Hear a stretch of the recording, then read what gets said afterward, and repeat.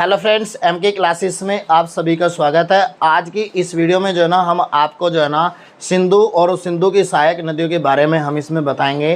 किस नदी की जो है ना कितनी लंबाई है, कहाँ से वो निकलती है, भारत में कितनी बहती है, कौन सी नदी किसकी सहायक नदी है, तो और कहाँ पर वो गिरती है, तो भारत में कहाँ से एंट्री करती है, कहाँ से जो है ना वो बाहर निकलती है। तो इस वीडियो में जो है ना आज हम आपको सिंधु नदी के बारे में जो है ना हम यहाँ पर बताने वाले हैं। ठीक है ना, वीडियो में जो है ना अंत तक बने रहें। 4 से 5 मिनट की हमारी ये वीडियो होगी, तो आप लोगों को लास्ट तक जो है ना ये वीडियो देखनी है बिना स्क्रिप्ट किए, क्योंकि मैं यहाँ पर आपको जो है ना जो लास्ट तक जो है ना सारी चीज़ें जो है ना सभी इम्पोर्टेंट ही चीज़ मैं आपको बताने वाला हूँ। तो जो स्टूडेंट पहली बार जो ना हमारी इस चैनल से जुड़ा हो तो वो चैनल को जो ना सब्सक्राइब कर लेना और वीडियो को शेयर भी कर देना। देखो, सबसे पहले जो ना हम इसमें बात करते हैं किसकी, जो ना इसमें हम बात करेंगे कि भारत में जो है हमारी सिंधु नदी जो है ना मानसरोवर झील के पास से जो है ना वो चोमा युंगडुंग से वो निकलती है। इसे हम बोखरचो हिमानी भी बोलते हैं। क्या बोलते हैं? बोखरचो हिमानी भी बोलते हैं। और जब ये तिब्बत वाले भाग से निकलती है, मानसरोवर झील से यहाँ से निकलती है इसके पास से, तो जब ये ऐसे हमारी उत्तर की तरफ को चलती है, तो जब ये भारत में एंट्री करती है, तो भारत में जब एंट्री करती है तो देखो मैं आपको दिखाई देता हूँ। भारत में जब ये एंट्री करती है हमारे यहाँ से नदी, डायग्राम आपको बाद में दिखा दिया जाएगा। आप देखो यहाँ से हमारी ये नदी जो ना यहाँ से जब ये निकलती है, इसके पास से यहाँ से जब ये निकलती है तो यहाँ से ऐसे निकलती है, तो वो भारत में जो एंट्री करती है इस एरिए को हम कहेंगे दम चौक। क्या कहेंगे इसको हम? दम चौक।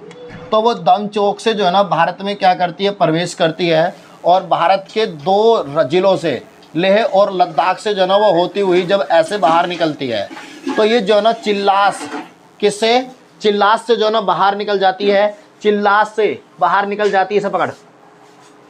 तो चिल्लास से क्या होती है, वो बाहर निकल जाती है। और यहाँ से बाहर निकलने के बाद जो है ना जब ये हमारी ऐसे पाकिस्तान की तरफ को चलती है, तो ये जो है ना कराची के पास जो है ना जाकर अरब सागर में ये नदी गिर जाती है। और सिंधु नदी की जो है ना टोटल लंबाई जो है ना वो 2880 किलोमीटर है। और भारत में जो है ना ये नदी जो है ना 1114 किलोमीटर ये बहती है। ठीक है ना। अब इसकी हम बात करते हैं।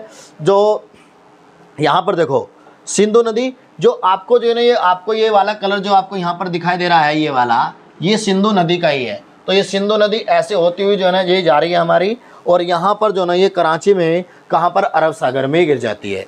तो अब बात करेंगे हम इसमें सबसे पहले जो है ना किसकी, झेलम नदी की। जो झेलम नदी जो है ना वो जम्मू कश्मीर के जो है ना बैरीनाग झील या शेषनाग झील से वो निकलती है। ठीक है ना। 724 किलोमीटर जो है ना इसकी लंबाई है। और जब यहाँ से ये निकलती है जम्मू कश्मीर से, तो ये ऐसे निकलने के बाद जो है ना ये चिनाव नदी में मिल जाती है। और चिनाव नदी में यहाँ आकर मिल जाती है। ठीक, तो चिनाव की क्या हो गई, ये सहायक नदी हो गई। उसके बाद जो है ना हमारी कौन सी नदी होगी? चिनाव नदी। तो चिनाव नदी जो है ना वो चंद्र और भागा हिमाचल प्रदेश से निकलती है। चंद्र और भागा 2 नदियों के मेल से ये बनती है। और जब ये यहाँ से निकल कर चलती है तो ये जो है ना 1180 किलोमीटर चलकर जो है ना ये कहाँ पर हमारी ये नदी जो है ना किस में मिल जाती है, वो व्यास नदी में मिल जाती है। किसमें?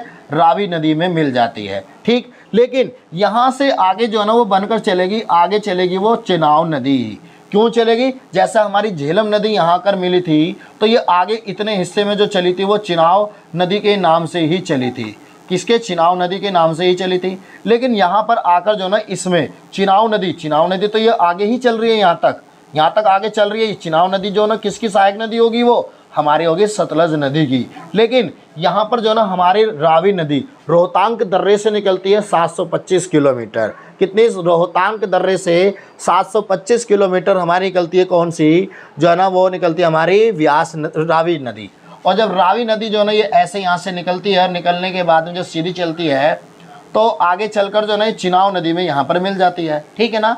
तो रावी नदी की जो है ना, रावी नदी किसकी? चिनाव नदी की सहायक नदी हो गई। और झेलम भी जो चिनाव की नदी की हो गई, क्योंकि आगे जो है ना वो बनकर चल रही है किसके नाम से? चिनाव के नाम से। लेकिन इसके बाद यहाँ से जो है ना राक्षस ताल, राक्षस ताल, ये भी मानसरोवर झील के पास तिब्बत वाले क्षेत्र में ही पड़ती है।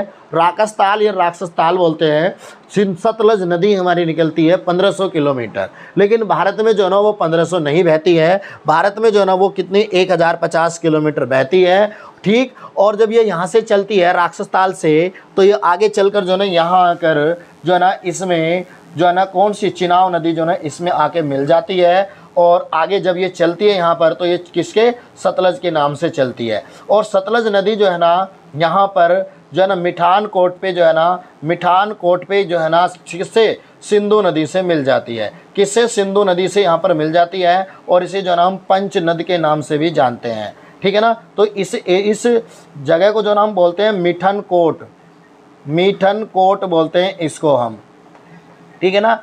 तो मिठन कोट, तो ये हो गई हमारी जितनी भी है हमारी इसकी सिंधु की सहायक नदी। इसके अलावा जब कोई नदी हमारी जो ना जिधर को बहती है, तो ये इधर को बह रही है, तो इसका ये हाथ कौन सा होगा, दायां हाथ होगा, वो सॉरी बायां। तो ये बाएं ओर से मिलने वाली जो है ना भारत की नदियां हैं। लेकिन इसकी दाईं ओर से जो है ना कौन कौन सी नदी, जैसे कि नुब्रा होगी, श्योक नदी हो गई। श्योक नदी को मृत्यु की नदी भी कहते हैं। और जो ना यहाँ पर जो ना स्वांग नदी, गिलगित नदी, काबुल नदी, कुर्रम नदी, गोमल नदी, और जो ना कंधार नदी और झोम नदी, ये जो ना नदियाँ हमारी, कुछ नदियाँ ऐसी हैं जो पाकिस्तान की तरफ से आकर इसमें मिलती हैं। कुछ नदी ऐसी है जो भारत की नदी, भारत की तरफ से आकर से मिलती है दाईं तरफ से।